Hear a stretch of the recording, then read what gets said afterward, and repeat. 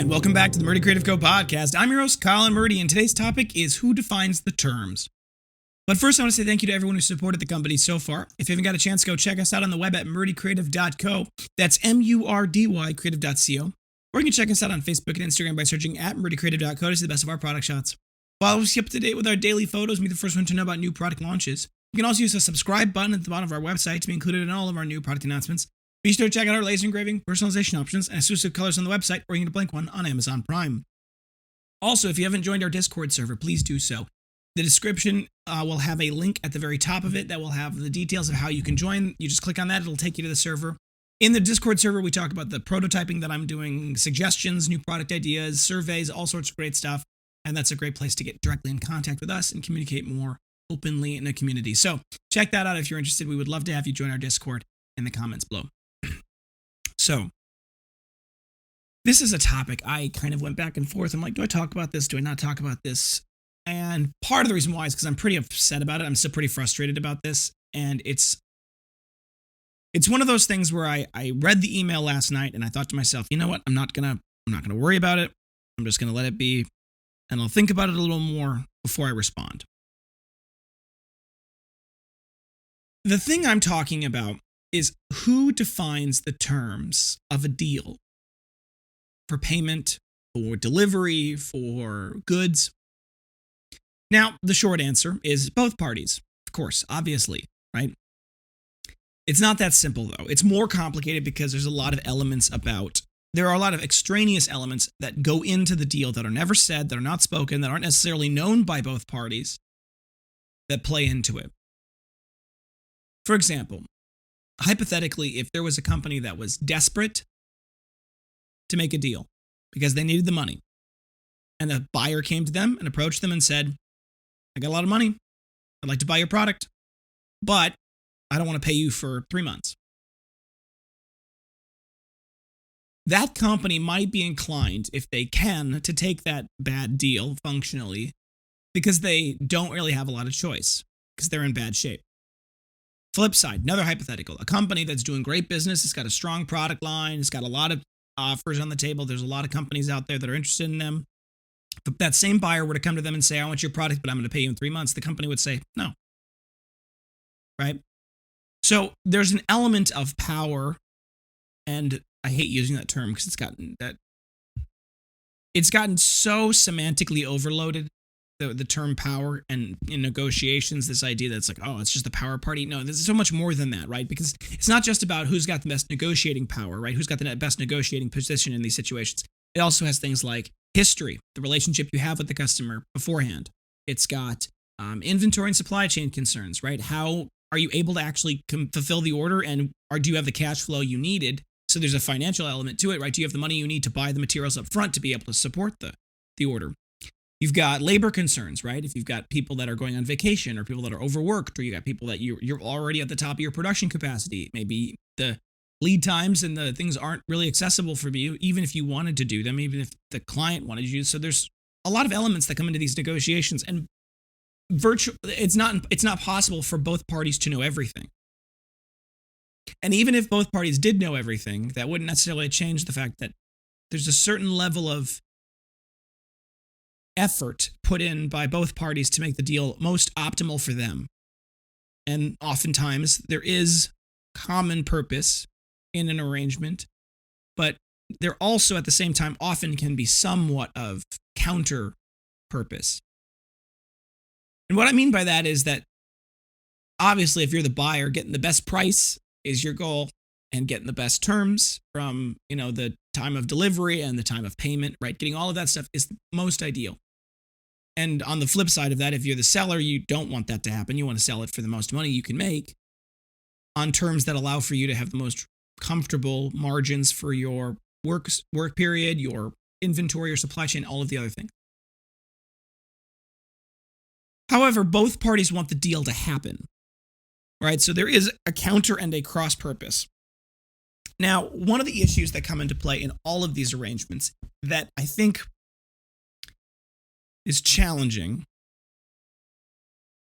is that you don't want to be in a position where you unnecessarily tank a deal by acting rashly and emotionally. And that's really hard to do, especially if you're someone like me, because I have a very strong sense in my mind of loyalty. I want to take care of good customers, and I'll go above and beyond for vendors of ours that have been really good vendors with us. But there are times when people act, in my opinion, disrespectfully to me, and like my gut instinct is to say, okay, I'm never going to work with you again. All right, I'm never going to give you a good deal again. And it's important for me as a business owner to moderate that inclination, because and this is part of the reason why, to some extent, negotiations in the room can be challenging. If you're someone like me and a lot of other people, because you don't have time in a negotiating room to moderate using time, to moderate your emotions using time, right? Some people can moderate their emotions just by the force of willpower. If they feel themselves getting angry, they can just intentionally say, I'm going to calm down and I'm going to act rationally in this moment, right? And that takes a lot of emotional skill and a lot of capability and, frankly, a lot of emotional intelligence to be able to do that in a room when you're negotiating with someone, especially when they don't necessarily have that same skill, because they might get angrier and angrier, and you've got to you can't match that. Otherwise, necessarily, you'll be in trouble. So if you don't have the ability necessarily, or you don't have the experience to modulate your emotions in the room, the only thing that modulates that is time and your ability to say, you know what, I got that phone call, I got that email, I got that text message. I'm just going to ignore it for a little while, let my emotions calm down, and approach it again, with fresh eyes, and maybe you feel better. Because otherwise you might say something that might really be a problem. You might react in a knee-jerk way, and that might not be very healthy for your company. And I'm dealing with this frustration right now. Now, I realize, by the way, if you're the person listening to this and I'm talking about you, I'd love to talk to you more about this. And obviously, I'd like to have a more open conversation about this. I'm not going to say your name. You know who you are. I'm not going to say too many details because I don't want necessarily to, it's between us if it's between us. I'm merely using this situation as an example because it is a good example of this situation. I got an email late last night from someone who we've been doing business with. And originally, I had said that because it was a first order, we needed full payment for the order up front. And they negotiated. And they said, well, would you be willing to do half up front and half after? I said, sure, I'll make the concession. And I said, we need half up front and then we need half on net 15. Now, I realize now, in hindsight, that I probably shouldn't have used the terms net 15 because that's not what I meant. Normally in business, net 15 terms, net 30 terms, net 10 terms, whatever the terms are with the word net, usually means that many business days. Net 15 is 15 business days after complete receipt of the order. That was the term that I used. That was probably not the right term. Because what I meant was 15 days after the order was placed, we would see the second half of it. And I need to figure out if there is a more appropriate commercial term to convey that emotion, to convey that specific date. Because I was already, in my mind, giving him a concession by saying, well, you'll pay half of it now and you'll pay half of it in 15 days. That was a concession in my mind from all up front. And in my head, realistically, I am thinking of changing our policy to just say we only do a full payment up front. That's what we do right now with all of our commercial clients. It's what we do now with all of our private clients, right? Our customers, our consumer market. Everybody else pays up front. And I think we're going to have to maintain that because the problem is that with these terms, A, the company's not cash flowed properly to be able to do big orders or any orders really without having the money up front because we have to buy materials and we don't have large liquidity from an excess, of financial capability. We don't have a big pool of money that we can draw from to cover the expenses while we wait for payment from somebody else. And so if I would have just responded back the way I felt last night when I got that email, it would have probably tanked that relationship. And this is where it's tricky, because there's a part of me that says the way that he said it in the email was very pedantic. It was very demeaning. It was very much like, oh no, you don't understand. Now, in that moment, my first thought is I define when you pay me, right? I am the one that determines this. And it's true, as the seller, and frankly, as the buyer, right? The terms have to be set by both parties. He doesn't get to tell me when he's paying his bills. So this is a challenge. And I think the best solution to me at this moment is I'm going to take a little time and I'm going to write an email that I think or email back expressing that while there clearly was a miscommunication, I'm happy to honor his decision and his desire to pay on the time that he wants to pay, right? I'll honor that this time. And I will be more clear next time with my terms and with the terms I use specifically to indicate the timing of the payments. And I'll do my best to maintain this relationship, although I am quite upset about this. And I'm quite upset about the way that it happened and the way that he went about doing this. Because rather than saying, well, I see the date that this money is due on the invoice here, but I think normally the terms would dictate this other meaning, what did you mean, or what's the arrangement that we can come to? Rather than saying it that way, he basically said, oh no, you don't understand. You're doing it wrong. I'll pay you when I want to pay you. Which anyway, I'm not going to think about that too much. Moral of the story. The terms of an arrangement are defined by both parties. They need to be clearly spelled out, and the terms, if you're using terms like net 15, net 30, need to be specified very clearly about what that means to both parties before the agreement is reached.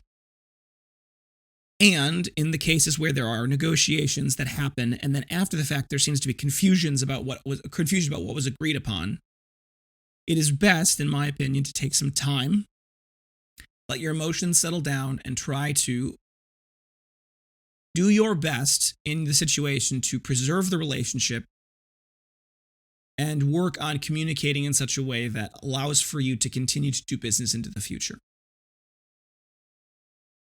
And see if you can find common ground in the arrangement afterwards. All right, folks. Thanks for tuning in today. Be sure to check back in on Thursday for our next topic. Don't forget to check that subscribe button as well as the notification bell to get notified of the latest podcast right away. If you have any questions or concerns about your leather binder, journal, folio, accessory, anything else we sell, please feel free to contact us on the main page of our website, Murdy Creative Co. You can also contact us via Instagram and Facebook. You can text, email, call, direct message, all the usuals. I'll do my best to get back to you as soon as possible, but we do appreciate your patience. You can also get a hold of us easily on our Discord server. So go ahead, check out the top of the description. There's a link there. Join our Discord server. It allows for you to communicate back and forth with us a little bit easier. And there's also a great community that'll be able to potentially answer your questions as well if you've got one. If you have a quick question or you want to place an order over the phone, please feel free to call us on the phone at 414-434-9001. You can also text us at that number, 414-434-9001. We're available Monday through Friday, 8 a.m. to 4 p.m. Central Time. If for whatever reason you can't get a hold of us during that time or after hours, please do leave us a voicemail. We do respond to them. We do get back to them as soon as we can. If you're calling about a specific order, please include the order number in the voicemail. The order number should start with the letter S and then be followed by a series of number digits. That'll help us identify who we're talking to and what we're talking about, and we can usually identify things, unsolved problems a little faster that way. If you think we deserve it, a good review can go a long way to help us grow our new community. Both a review on the podcast, on the podcast, on whatever app you're listening on, as well as on the product itself. If you go to our website, you go to murdycreative.co/reviews. You can read all of our amazing 5-star reviews there. There's another button that says leave us a good review. You click on that. It should take you now to Google, where you can leave a review on Google that helps our SEO and helps other people who find us on Google. Also, there is another button there that says get directly in contact with us. If for whatever reason you leave us a bad review, please give us an opportunity to make things right before you leave that review. It is deeply important to me personally that everyone has a good experience both with the company and with the product, and we want to do whatever we can to make things right if there are problems. Please give us an opportunity to do so before you leave us a bad review. Word of mouth is the best form for advertising, always has been, always will be, so please tell your friends and family about the company. If you're getting a little something for doing that, go to the website. The top of the website, there is a man icon. You click on that, you log in, you create a profile. Then on the main page of the website in the bottom left-hand corner, there's a little button. That little button is the rewards tab. When you click on that, it'll open up the rewards panel. You can see all of the Murdy Creative cash you've earned. That's 10% back on every purchase that you've ever made. And you can actually spend that on anything in store. So it's a great way to get a little something for doing that. There's also a shareable link there. When you share that with your friends and family, they get $10 off their first purchase, and you get $10 of in-store credit when they make that purchase. If you have podcast topics you want to hear more about, send them my way. I'm always looking for new topics to talk about, and I'm happy to talk about just about anything. If you're looking for multiple binders, journals, folios, accessories, anything else we sell for gifts, giveaways, menus, we have bulk discounts built right into the website.